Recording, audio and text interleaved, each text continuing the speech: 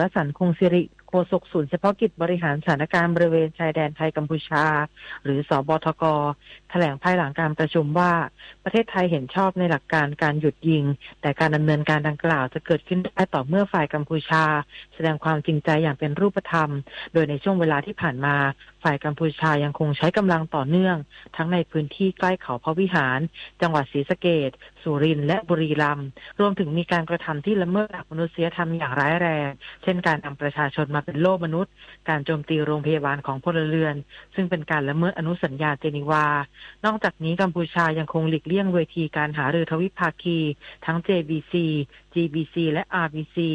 อีกทั้งมีการปลุกกระแสชาตินิยมและเผยแพร่ข้อมูลเท็จเพื่อโจมตีประเทศไทยผ่านช่องทางออนไลน์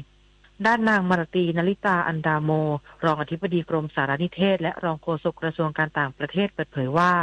กระทรวงการต่างประเทศได้ออกแถลงการประณามการโจมตีพลเรือนของฝ่ายกัมพูชาอย่างเป็นทางการพร้อมส่งหนังสือถึงประธานคณะกรรมการกาชาดระหว่างประเทศและเตรียมเข้าหารือกับสำนักงาน ICRC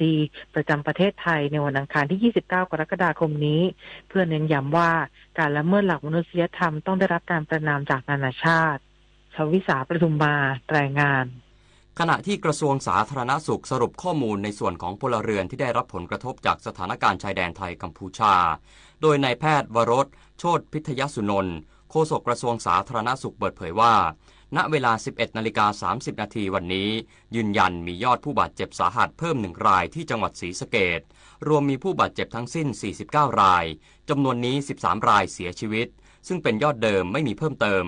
อย่างไรก็ตามขณะนี้ยังคงมีผู้บาดเจ็บสาหัสอีก11รายสถานพยาบาลได้รับผลกระทบ19แห่งต้องปิดบริการเพิ่ม4แห่งได้แก่โรงพยาบาลนาจลวยโรงพยาบาลบัวเชษฐ์โรงพยาบาลสังขะโรงพยาบาลเฉลิมพระเกียรติรวมเป็น11แห่งและมีสถานพยาบาลที่ปิดบางส่วนเพิ่มอีก1แห่งคือโรงพยาบาลละหารทรายรวมที่ปิดบริการบางส่วนทั้งสิ้น8แห่งรองนายกรัฐมนตรีลงพื้นที่ศรีสะเกษเยี่ยมผู้อพยพชายแดนไทยกัมพูชา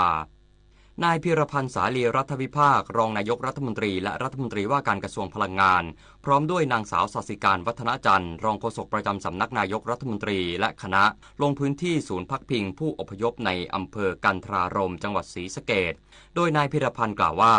รัฐบาลมีความห่วงใยประชาชนที่ประสบภัยโดยคณะรัฐมนตรีทุกท่านจะทยอยลงพื้นที่เพื่อให้กำลังใจและรับฟังปัญหาความเดือดร้อนของประชาชนอย่างใกล้ชิดขอให้ประชาชนมั่นใจว่ารัฐบาลจะไม่ทอดทิ้งและจะเร่งให้ความช่วยเหลือเยียวยาความเดือดร้อนอย่างเต็มที่และทันท่วงทีจบข่าวชโลธรจัญญาอ่านรับฟังข่าวครั้งต่อไปเวลา 15 นาฬิกาครับติดตามข่าวที่นำเสนอไปแล้วได้ที่ www.thainews.prd.go.th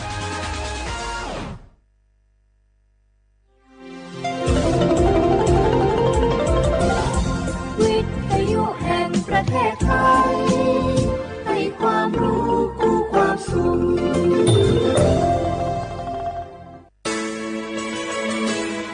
สถานีวิทยุกระจายเสียงแห่งประเทศไทยจังหวัดเชียงใหม่ AM 1476 กิโลเฮิรตซ์สถานีวิทยุภาคภาษาชาติพันธุ์แห่งเดียวในประเทศไทยที่มีความทันสมัยเชื่อถือได้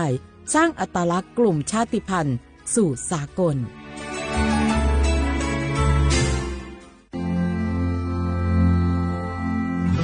รากฐานสังคมไทยตั้งแต่อดีตจนถึงปัจจุบันเคารพเทิดทูนสถาบันพระมหากษัตริย์เป็นศูนย์รวมจิตใจที่เหนียวแน่นของคนไทยในเวลาที่เกิดวิกฤตทางการเมืองพระบารมีของพระเจ้าอยู่หัวก็ทำให้เกิดความสงบและช่วงที่เกิดวิกฤตเศรษฐกิจปรัชญาเศรษฐกิจพอเพียงของพระเจ้าอยู่หัวรัชกาลที่9พระราชทานให้กับคนไทยก็ทำให้ผู้ที่น้อมนำมาปฏิบัติมีภูมิคุ้มกันและไม่เกิดความเสียหายพระปฐมบรมราชโองการของพระเจ้าอยู่หัวรัชกาลที่10เราจะสืบสานรักษาและต่อยอดและครองแผ่นดินโดยธรรมเพื่อประโยชน์สุขแห่งอาณาราษฎรตลอดไปพระมหากษัตริย์ไทยทุกพระองค์ทรงห่วงใยราชเสมอสถาบันพระมหากษัตริย์ไทยศูนย์รวมใจไทยทั้งชาติ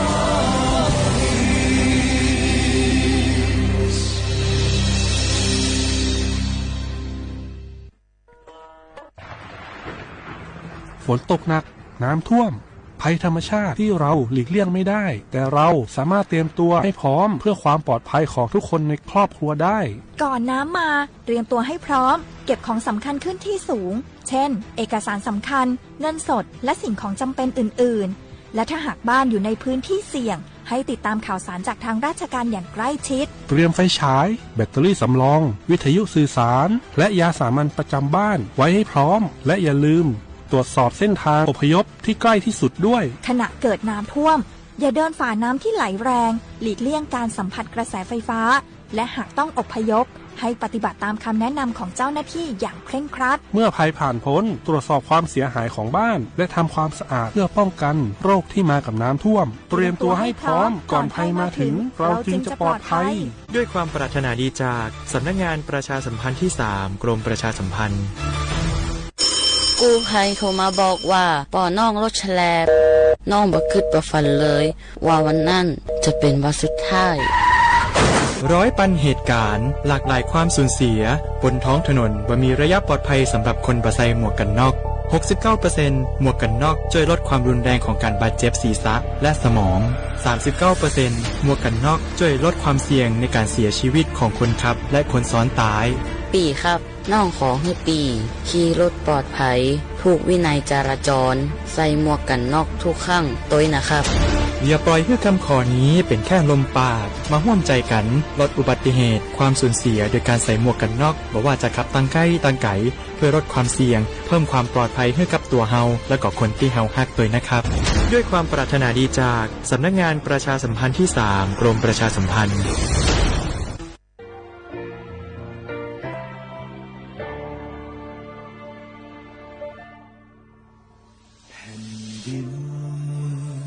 ของเราย่อมเป็นของเราชาติไทยไกลๆต้องเป็นของเราชาติไทยเลือดไทยไหลล้อมลงดินใครหมิ่นศักดิ์ศรีคนไทยต้องมีวันสักวันให้ไทยล้างใจอับปรี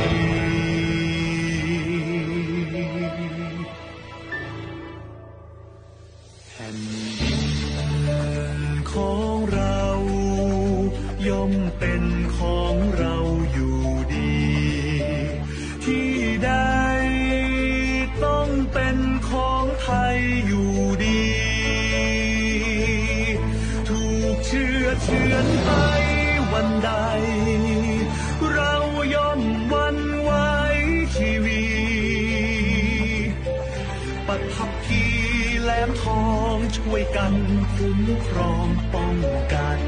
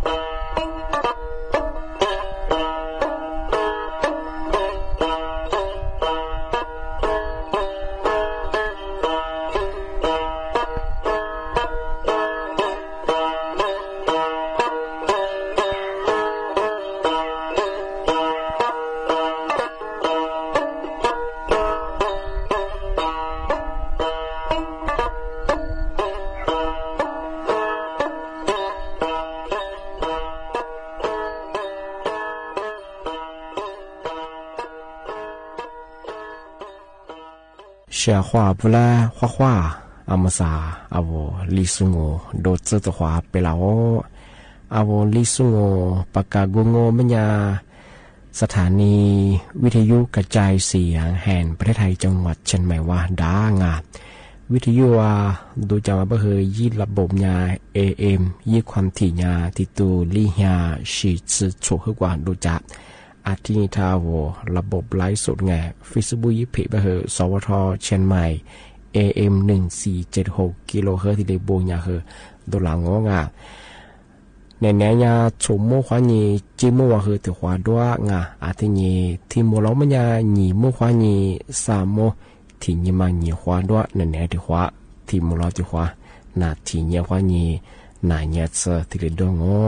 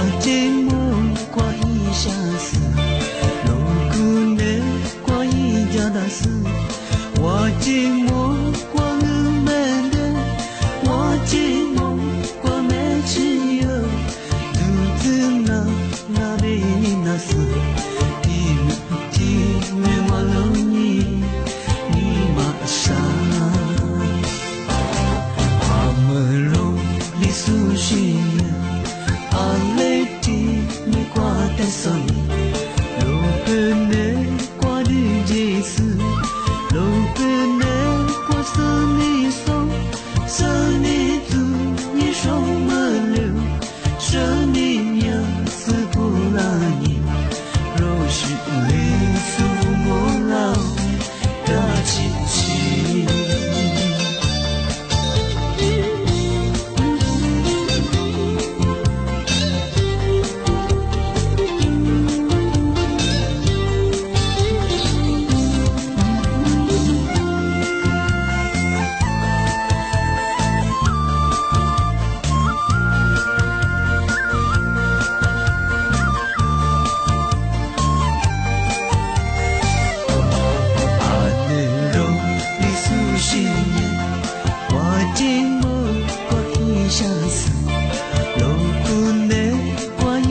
出す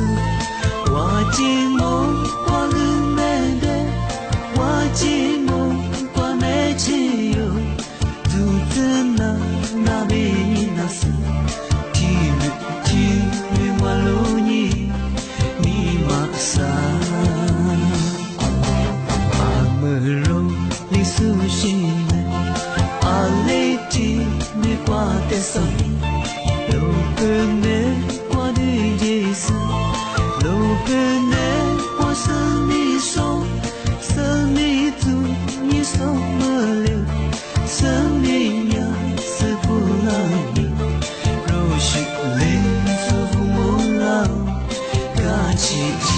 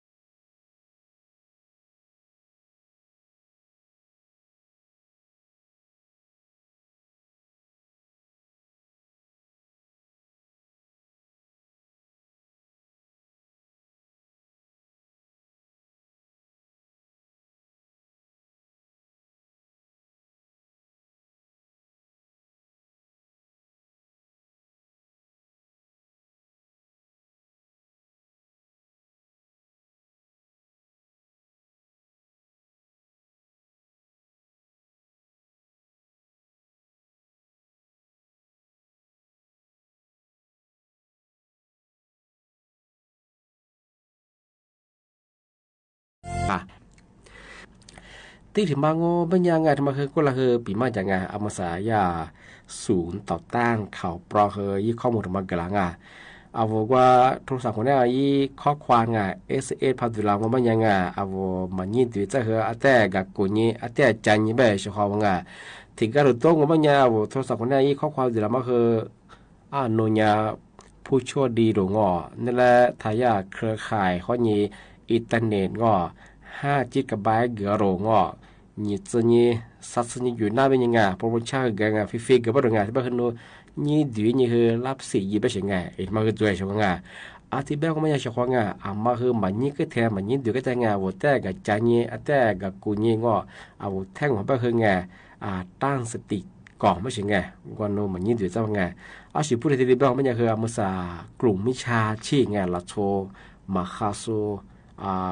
เวลาเกิดจากส่วนไงย่าอีข้อมูลยุปอสูฟลาเนี่ยเวลานี่ดูจะมาคือจัวเสียงไง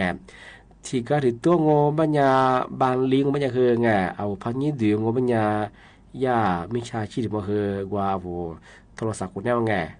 แฮดดูยังมาคืออัตโนมัติเกินได้ใช่ไหมมาคืออีข่าวเขาขึ้นว่าไงที่ถึงมองบัญญาคือพันนี่ดูงบัญญากว่าคิวเอาโคดดูละไงเวลาว่าสแกนยังไงภาษาแกยังบัญญาคือย่าตัวว่างข้อมูลเพียชื่อแต่มาคือจัวไม่ใช่ไงที่แบบนี้คือมาโทรศัพท์มือถือดูสูงโทรศัพท์คนไหนข้อความSN ไงย่าผสมฝรั่งของปัญญาเฮแต่กับกุญแจแต่กับตุนยี่ไม่ใช่ไงย่าส่งฝรั่งมาอีกข้อมูลมาคือของปองของแท้สัญญาณมามาคือแต่กับตุนยี่คือที่กับตุนยี่ไม่ใช่ไงจ้ามันมาตุนยี่ยี่สองมาอย่างยี่เป็นที่สมองปัญญาคือมาสัตว์สุกวายรัฐบาลพันยี่เงินดิจิทัลไงที่มุมบางกรรมไงทำไมก็สุฟลาชกว่าไงว่าเขาคิดตัวไปนู่นยา20ว่าเป็นยังไงเป็นยังไงว่าไม่ยินดีบ่หรอกไงรัฐบาลพันยี่ผู้ปฏิบัติมุมบางกรรมไงนู่นว่าเป็นยังไงอาจจะเป็นยังคือยินดีนี่คือรถทะเบียนยี่เป็นยังไงอาจจะเสริมว่ามังงานชกว่าไงมายากลุ่มมิชาชีพมาคือลากกือลาชงไงข้อมูลนี้เชื่อไงอาจจะเป็นชกว่าไงมาคือจามโมไงจะมาถึงมาปีมาเช่ที่ถึงมาว่าเป็นยังทายาสำนักงานตำรวจบ้านช่วงมาสาบะเฮียกลุ่มวิชาชีพมาคือใช้มุดไงรูปแบบใหม่ไงเวลาเกิดหลังมาบ้างคือว่ายินไลน์คนแนวความยังไงเวลาโทรฟลาโรชเขาไงวิดีโอคอยลังไงทำไมเนี่ยคือขึ้นมาซื้อมาขึ้นมาซื้อไงโครมแปดหน้าเงี้ยเวลาโทรฟลาชไงโทรฟลาเงี้ยเวลาวิดีโอคอลไว้กล้องปืนจะเห็นเขาไงย่าเป็นยังคืองอนเนี่ยตามหนูประหลงงอนเนี่ยตอนแบงเนี่ยย่าเนี่ยปกข้อช่วยเราเขามาย่าว่าหลักฐานยี่เป็นยังไงบันทึกยี่ปรงว่าที่ได้ไปเกื้อชาวงาทำมาถึงมางานที่ถึงมองมันยางอนเนี่ยท่าเพราะเจ้าหน้าที่ธนาคารเป็นยังไงมุสันโนธนาคารมาปัญหาจ่อเป็นยังไงว่าคือวิดีโอคอลที่นี่ว่าย่าเวลายี่หมายเลขกูยี่ยังไงดอกจาน131เนี่ยดอกจานยังไงทีนี้ก็ยากว่ายี่ธนาคารมายี่ละหามาตัวคือยิง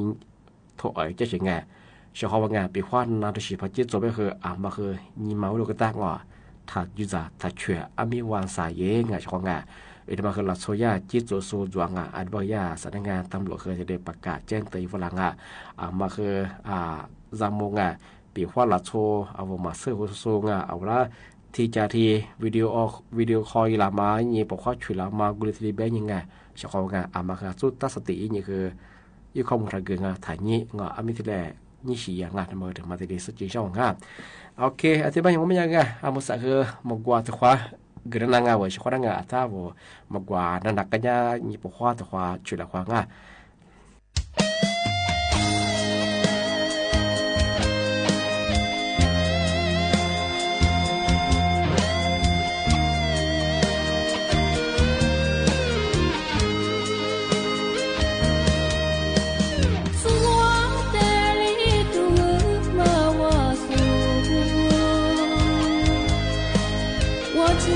我把这马蹄来摸。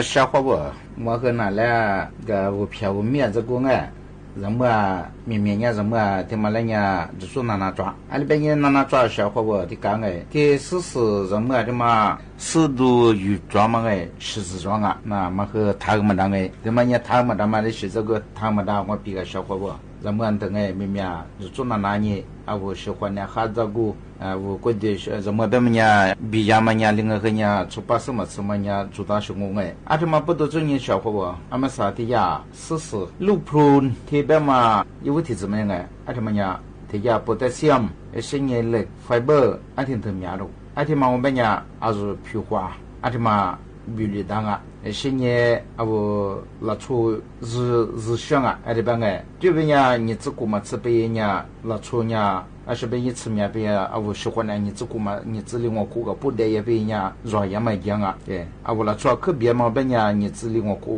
不嘛管了嘛哎啊对面呀我咋多我40的嘛和呀可以讲啊说边嘛的呀路普边嘛个小伙伴的嘛为送我和嘛生哎个你说边我呀啊这边哎不要说边呀都约说个啊这嘛呢啊这个边嘛呢哎啊第10的哎是呢第10边嘛我们呀他呀来谈啊挺特别的啊我喜欢那哈东哎他的嘛说别的是呢提起嘛了哎你嘛不需要10次黑美感啊这种是因为维他命 C 的边嘛为什么喝装啊我喜欢呢我喜欢来都是下东哎他们呀啊嘛我怎么看呀是体怎么喝哈是呢安诺体质小伙伴你怎么变呀安诺的嘛我变呀小伙伴我喜欢呢对啊一看嘛你一次可么做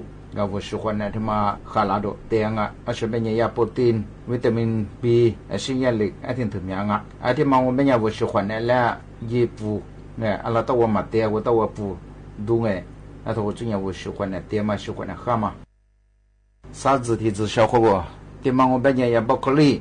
的嘛和呀我呀我偏等我推的我们做我以为我不可以我们变呀带了咋个啊我皮花烂啊是呢我皮花这么和烂呀有的日绿的啊对啊是的边啊是呢的时候体质嘛我变呀贵开啊这边哎我们是一副我们是体质嘛我变呀啊说变呀是和别的上哎呀贝塔卡罗汀啊这么装啊这么变呀我觉得喜欢呢我也下补下吃下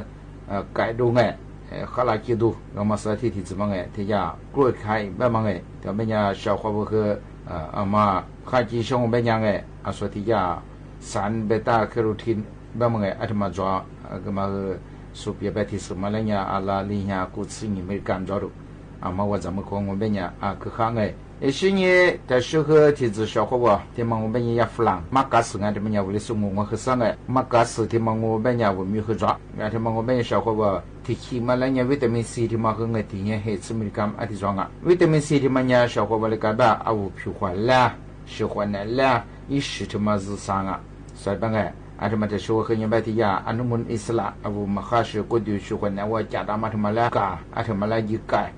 这么不多是你的别嘛们呀我一会议里边呀一举装嘛我拿出的别嘛装啊一金子里拿出一什么呀一花嘛对我这你一股子一子啊嘛这么下对上啊日亮啊这边他们呀嘛平原上面呀嘛开始他们和咱人嘛起码他们和哈所以边但是个体质小伙伴他们我们也Apple呀我的送呀嘛中个说发了我感觉我和客户让我Apple他们呀是阿拉的我来不是感觉是做是装这么我们小伙伴说个别的呀3喜欢的哈东贝塔卡罗汀是维他命 C 是亚线的 fiber 我喜欢的我一时找东我们去装是呢配丁等等他们呀我怕咱们的我怕咱的我们呀小伙伴喜欢的我们看这边什么的小伙呀南大的嘛去装肉不管呀bank南大这个装的呀说别不讲了10%我最近我喜欢的他们我现在跟我们呀也喜欢的这也学嘛和人家我喜欢学嘛和人家看啥的边体质边呀我老出的别嘛边呀你自己来的下课这样我害怕让我们呀说不他妈咋和人家的西郎他们也小伙伴和换在人说的别但是和的是小伙伴他们我们呀送ส้มเขียวหวานที่มังโงเบญชาวเขาเอาลิสุญญาลิบะมาวาสอันนี้เป็นไงมาวาสที่มังโงเบญชาวเขาวิตามินแบบเกลือแร่แบบเส้นใยธรรมชาติเนี่ยอันนี้ถึงมีอะไรอันที่มังโงเบญว่าสุขเนี่ยขาดดูสิลิงะสุขเนี่ยฟูดูลิงะเอาสิที่มาแบบไงสิ่งที่ขวาที่มาหยิบฟัวงะอันส่วนที่มาคุกงเบญสูเปียมาถึงไงวิตามินซีเกลือแร่ถึงไงอามีอะไรจ้าเบญชาวเขาอามาสุขเนี่ยบิกินชาเตนิชาไง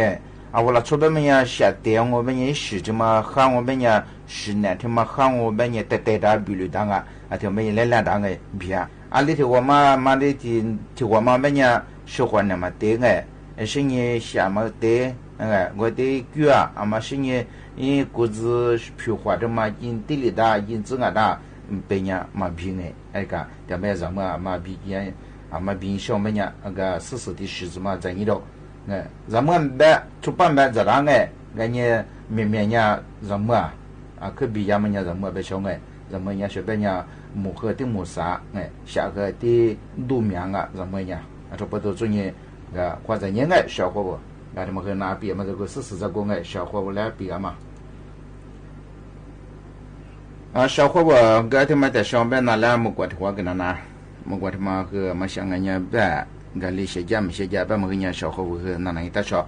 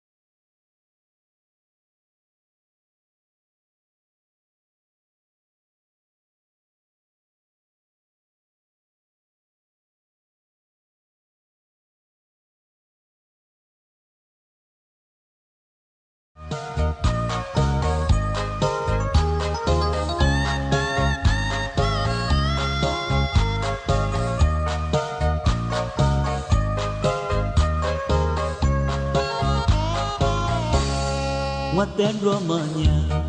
nu begelengo ini ni shizao waninne manuni akewodiema nu te begani lodiema nu rupo kuzate rugelebami nu begele mo betanya balalo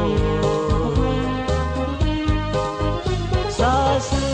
madrosi mamizao sasu lengole penishi mineta se quadro tapo tirole nu dengwa runishi mineta se quadro tapo ishizale chama nule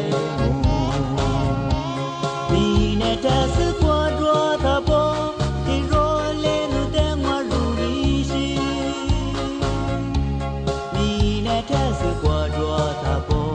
tishizale chama nule mo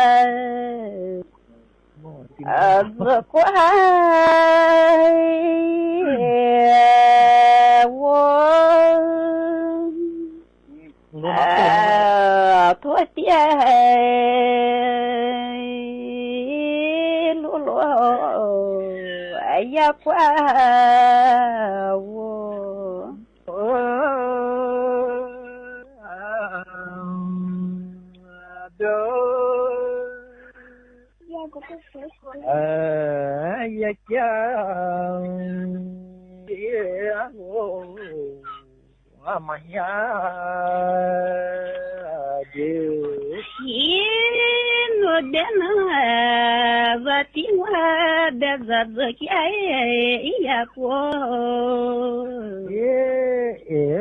amazoi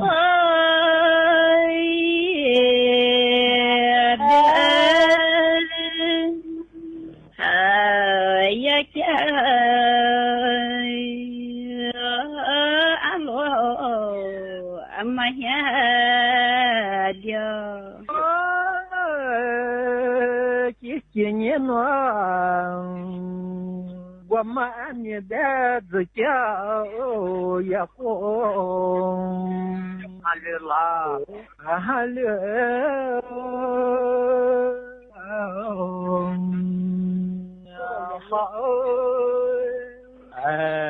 я кя я алло не во dana ani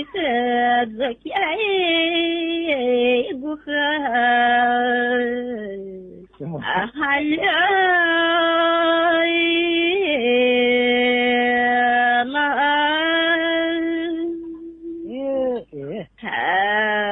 ya kya guha aswala Кенеша, а не за мой дня, а масса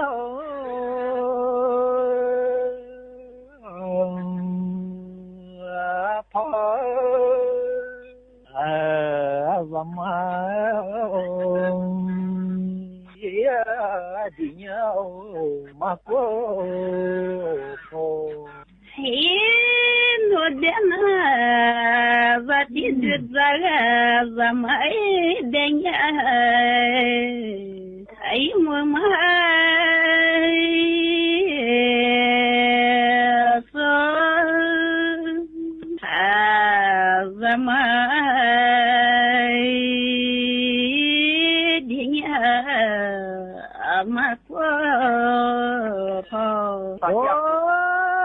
не но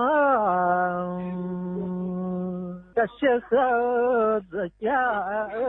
и гума азата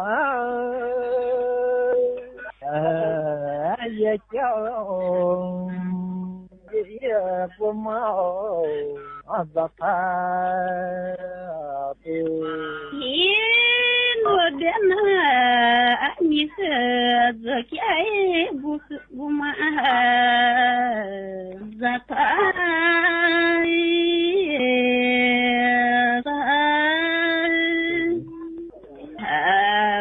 ya kya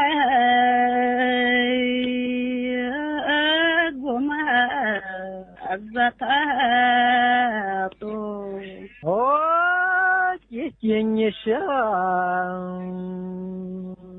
ташха мама зя коше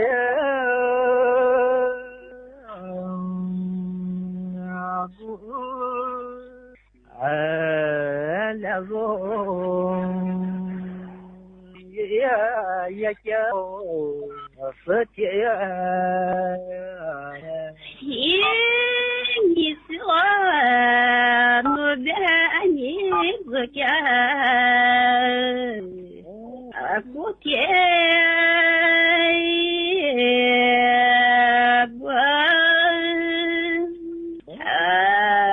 лягой сакя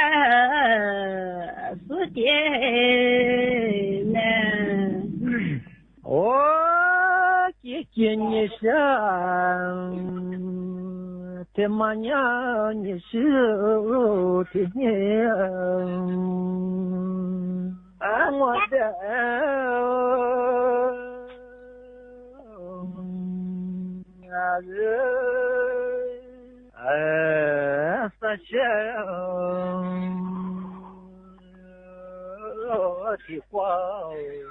我的嘛你是天呀我的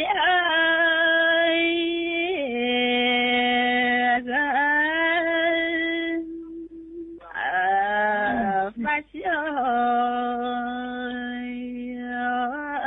铁管我的我姐姐你是你是马祖普罗国嘛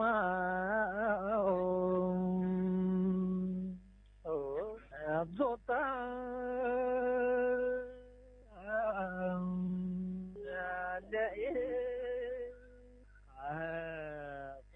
是路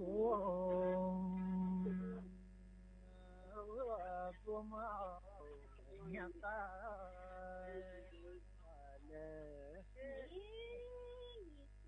呀错过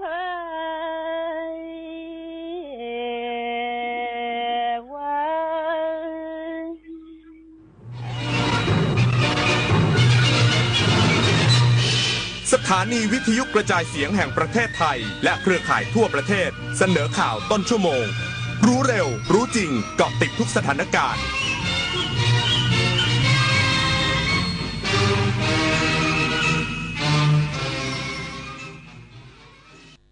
รับฟังข่าวต้นชั่วโมง 15 นาฬิกากับชลธรจัญญาครับกองทัพบกย้ำไทยต้องดำเนินการทางทหารตอบโต้กัมพูชาหลังมีการใช้อาวุธยิงสนับสนุนระยะไกลยิงเข้ามาในฝั่งไทยต่อเนื่องเพื่อปกป้องอธิปไตยอีกสักครู่กลับมาติดตามรายละเอียดครับน้อมบังคมบรมราชจักรินทร์